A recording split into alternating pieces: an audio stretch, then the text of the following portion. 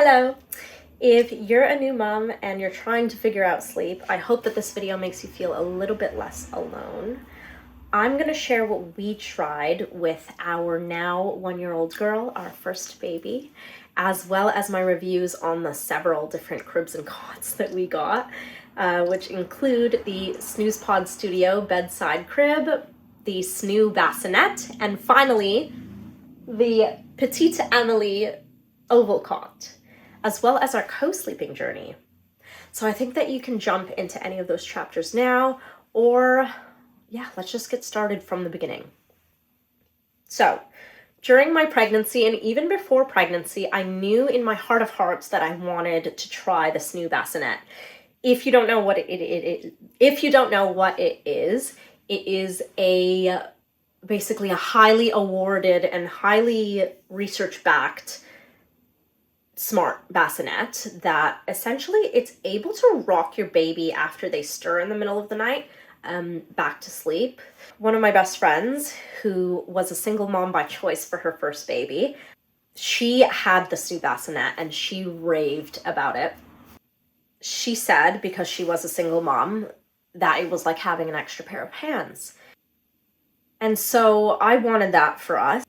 However, when I spoke to my mother-in-law about this magic expensive piece of kit, she said, and she's worked in childcare for 35 years, over 35 years. She said, why don't you just see what the baby is like first before you splurge on this expensive bassinet? Because for all I know, I could get an easy baby that loves to sleep wherever, and I will have no problems putting her down in a normal cot. So I was like, yeah, that's actually a good idea. I'm going to do that. So I'm going to start this story at the SnüzPod Studio. So the SnüzPod Studio bedside crib. So what it does is it straps onto the side of your bed. You can open one of the sides in order to reach over to your baby, so it feels as much like the baby is on the same mattress as you as possible and as is safe for the baby. Also, I got the studio version. I think it's the newer one, but it's like a more compact one. So it was important for me to be able to like pack it back down after and store it, especially living in London. We live in a 2-bedroom flat. It's not the most spacious, especially after all of our stuff and our records and everything is in here. So I knew I wanted like quite a small, compact thing. So I got the SnüzPod Studio. It's also very beautiful. Comes in all these like amazing, like monochrome colors. It's like minimal. It's wood. However, our bed is like a low Japanese platform bed. I didn't think it was that low, but alas, it is too low for this cot. I didn't know this before my baby arrived because my baby arrived weeks and weeks earlier than we thought she was going to arrive. I thought I was going to have time to build this cot before she arrived and assess the situation, but I wasn't. She came at 38 weeks, which is full term, but I fully expected her to come at 42 weeks. And so my mom had to build the cot while I was laboring, and so I didn't know what it was like until my baby actually arrived. But my bed doesn't suit this cot at all. So I wasn't able to actually strap the bed to my bed, or the crib to my bed. And so I didn't fully enjoy the function of it being a bedside cot.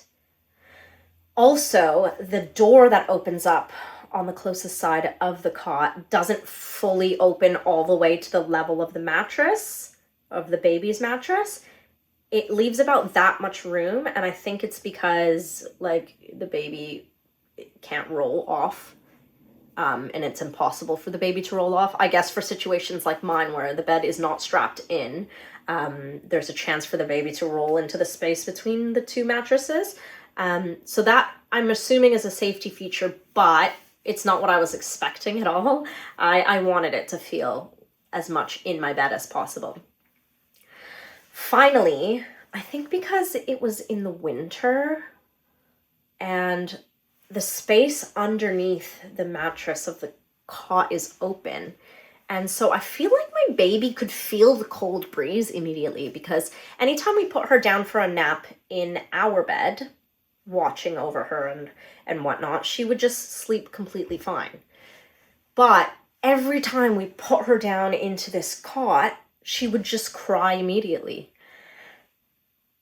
I put it down to like her being a newborn and really sensitive to temperature changes, and it was just too cold. There was like a cold draft underneath the cot, and she knew.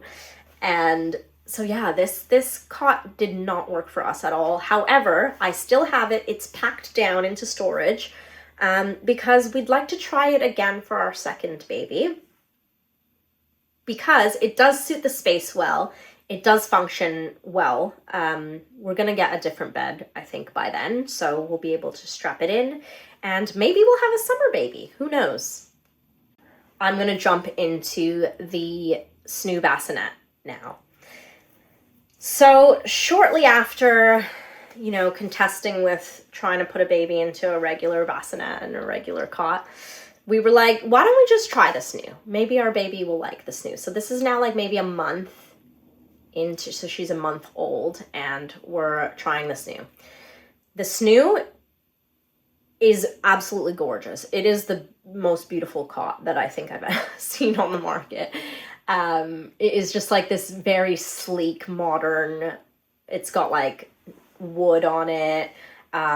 They've got these hairpin legs, and they've even thought as far as to have like a little clip for the wire, so then you can like hide the wire.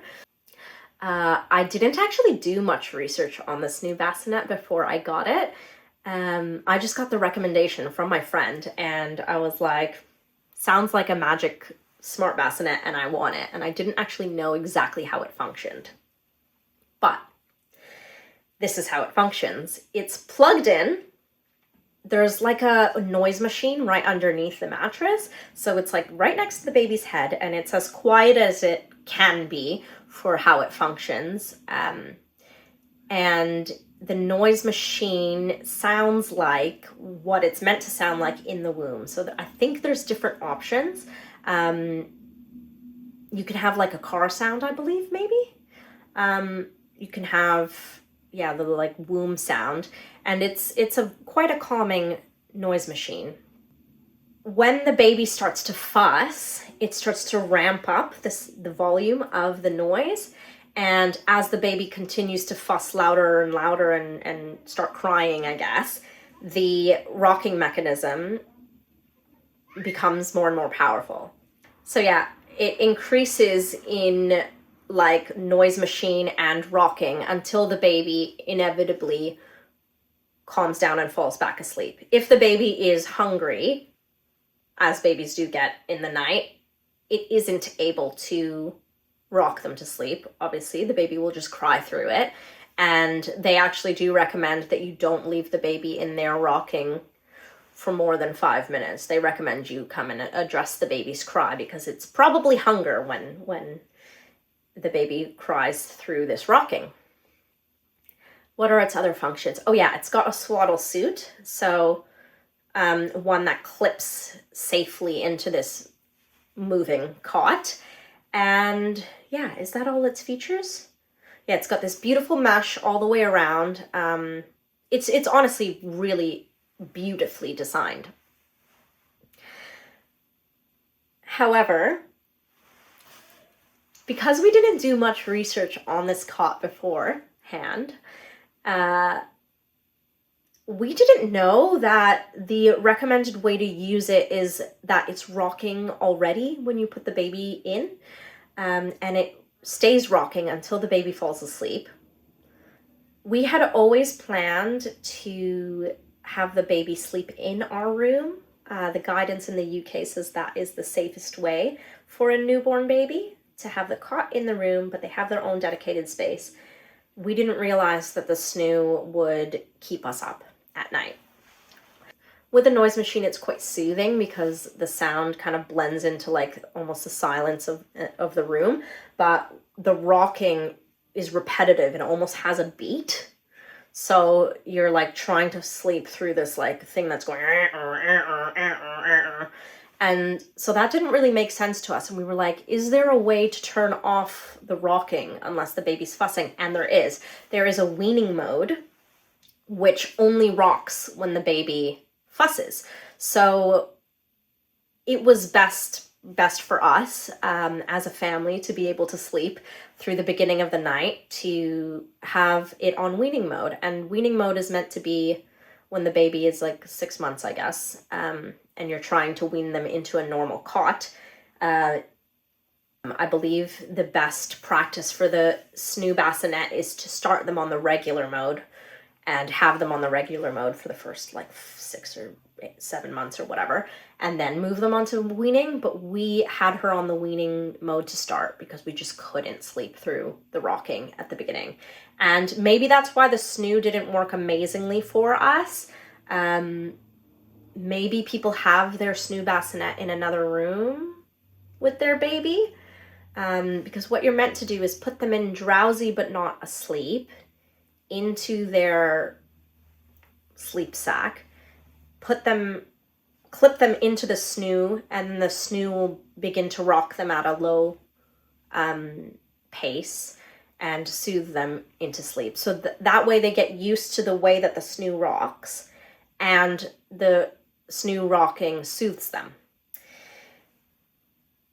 But yeah, our baby just didn't get used to the rocking. And in fact, the rocking kept our baby awake, or woke our baby up. Yeah, I think maybe it rocked her to sleep twice in the 4 months that we were using the SNOO, or 3 months. I think we were using the SNOO for 3 months. What we loved about the SNOO, however, I've already mentioned how it looks. We loved the sleep sack. The sleep sack is amazing, is very secure, and keeps the baby swaddled properly and keeps them swaddled through the night. Whereas when we were doing like traditional swaddle with just regular blankets, we were finding she was able to kick out of it like very, very easily. We tried several different types of blankets and whatnot. Luckily, SNOO actually sells sleep sacks that don't go with the bassinet, and they're safe for not strapping into anything. And also, we did love the noise machine. It's meant to mimic the sound of being in the womb, and it's very soothing for babies. I think that's like one of the aspects of the SNOO that is highly researched, and one of the things that makes it stand out. We got our SNOO on Facebook Marketplace, which was amazing for us because it was only like £400, come down from 1,500 new. The person that we bought it off had the receipts and everything, and we were able to sell it on for £400. So that was really, really amazing for us. So we basically like rented a SNOO for 3 months and then passed it on to another family. A good thing about it is that it is a high ticket, highly regarded, highly wanted item. So it's easy to sell on. The cons, or the things that we didn't like, were that the rocking was very loud. We don't think that the rocking was necessarily necessary for our baby. In general, we didn't really rock our baby to sleep. Like, I feel like they say that motion and bouncing and whatnot is like good for babies because it reminds them of the motion in the womb. Maybe I wasn't doing that much movement while I was pregnant because our baby didn't really like to be rocked or bounced or whatever. We kind of would just like gently sway her like this, or have her up on our shoulder and like sing to her. So yeah, we didn't really love the rocking motion, and I think that is most of the technology. You have to pay a subscription to get some of the features. So the weaning feature, the feature in which it's not rocking straight away or constantly, is one that's past a paywall. And I think when you're paying £1,500 for a bassinet, you don't want to also pay a subscription fee. So whatever, we just paid for that fee. We didn't pay full price, luckily, for the bassinet. I would like to maybe try the SNOO again in the future with another child, but because we couldn't store it in our home, we sold it on. So that, I suppose, is a con. It's hard to store because it's like this massive thing. So yeah, that's my honest review of the SNOO. Definitely recommend it for babies that like rocking. Definitely recommend it because it's absolutely gorgeous. Do I think it's necessary? Absolutely not. It is very expensive and it doesn't work for all babies, ours included. And I do think that you can achieve very close to like how well it works for keeping babies asleep with just a normal noise machine and a swaddle suit that is as good as theirs. So either their one that's not for clipping in, or just like another swaddle suit. I think swaddling is a massive part of keeping fresh babies feeling cozy and like they're in a womb. Yeah, I think a similar vibe could be achieved without actually getting the SNOO Bassinet. The reason we stopped using the SNOO is because we went on holiday when our baby was 4 months old. We went to Bali and we didn't take a travel cot with us. We didn't bother with a travel cot. We co-slept with her in between us in all of the different hotels that we stayed in. But, you know, we were on holiday, so we were gonna return back to our SNOO and resume where we left off. However, when we came back home, putting the baby in the SNOO at 6 months, she was too conscious, basically. And she was like, what is going on? Why? Firstly, she was like, why am I being swaddled? And what is this motion? So yeah, the SNOO was a no-go, and that's when we sold the SNOO. Now we're completely used to co-sleeping. Obviously, the baby really, really loved that. It's cozy. It's right next to the boob, which would give her food through the night. And yeah, she slept amazingly in this way. And honestly, I slept amazingly in this way. As a breastfeeding mother, it's so much easier for me to roll over in the night and like stick a nipple in the baby's mouth. And it's easy for her to find me and ask for food. And you know, there's no fuss of getting up, getting out of bed, getting her up and out of bed in order to feed sitting up and then, you know, wait for her to fall asleep and then put her back in the cot. There was none of that. There's just, you know, both of us drowsily having a dream feed is what it's called, and going back to sleep. And so in this 2 months, I think I got the best sleep since having the baby. My husband, not so much. He says that he gets less good sleep because he's constantly worried he's going to roll over her since she's in the middle. So that's not good. That's not good that my partner is getting less good sleep. And so we figured out a way to make it so that my husband got better sleep. Essentially, our setup now is that we've got a safety bed rail on one side, baby's on that end, I'm in the middle, and my husband's next to me. This setup really works for us, as I am still breastfeeding and our baby still breastfeeds through the night quite consistently, because I get the most sleep out of it. However, our Petite Amelie oval cot, which is so gorgeous, is just behind me now. And she occasionally goes into that for naps and the start of her sleep, which I think is good for easing her into having her own space for sleep. The Petite Amelie Cocoon cot we got just because it's just so beautiful and it suits our space so well. So basically, I've got this like bay window in our room. I measured and I wanted to put the cot, whatever cot we got, into the bay window. And so I wanted one that had like curved edges so that it wasn't like very jarring that it was in this space. And we did have it in the bay window for a while. It's now moved onto that side. It just makes more sense with the layout and the other pieces of furniture in the room. And yeah, this cot's features are that it has different levels. So when the baby is a newborn, it can be like the mattress can be higher up. And then as they get older and older and more able to stand against the rail, the mattress comes down. It packs away really nicely because all the pieces can come apart. And yeah, it's a good, lightweight, beautiful cot. And this will be our cot until our baby is like a proper toddler who can get herself in and out of bed. cons of this one, I mean, I don't think there are any cons for this one. I absolutely love this bed. I guess it would be better if it could convert more easily into a toddler bed. Like, say this like frame could come out and become like an open bed that our baby could crawl in and out of herself. But I believe on their website they do have one that does that. So maybe they want you to have one of each. Also, like, the lower one is hard for us because one side doesn't open up, that you've got to like bring the baby into it so far.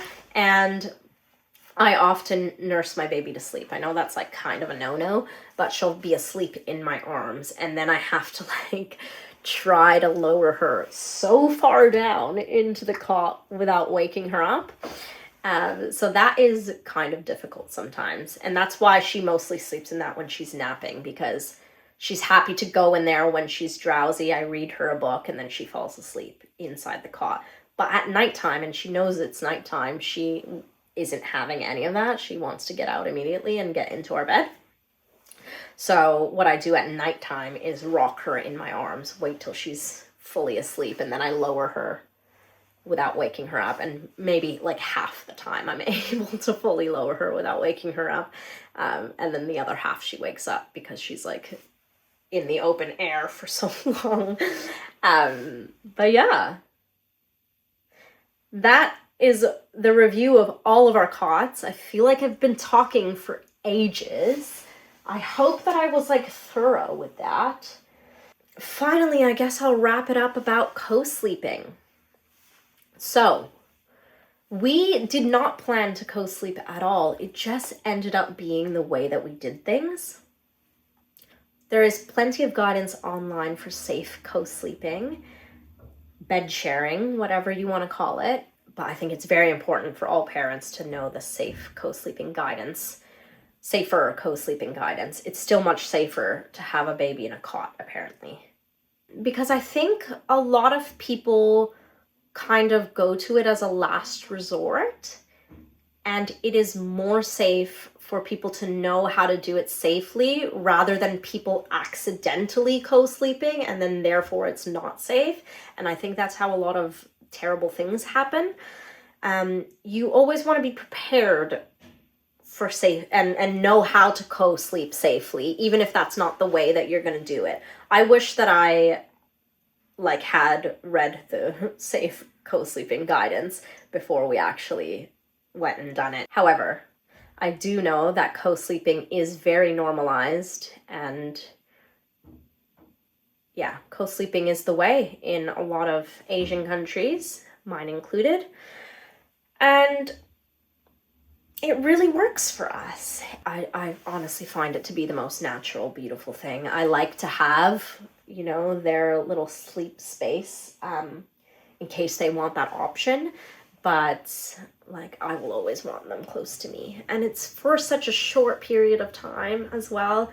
It's only for a few years before they, you know, maybe want nothing to do with you or think that they are a big kid and that, you know, they say it all goes so fast, and I believe it, and I just want to drink up every moment. I want to cuddle them. I want to be close. I want to be one big, happy, cuddly family for as long as I can.